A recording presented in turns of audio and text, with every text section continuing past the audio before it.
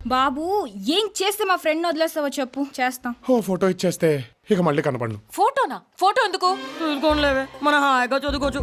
Please రేయ్ నువ్వు రారా. ఏకంగా వాడితోనే వచ్చేసావు. ఇంట్లో వాళ్ళ కోసం శివరండి. అంటే భుజమి చేయాలా? అయ్యి బాబు నేను ఎప్పుడన్నానండి. సర్లేండి వేసుకోండి. ఇది వాడి కోసం. వేసుకోలేవే, గొడవ వదిలిపోద్ది. సర్లే.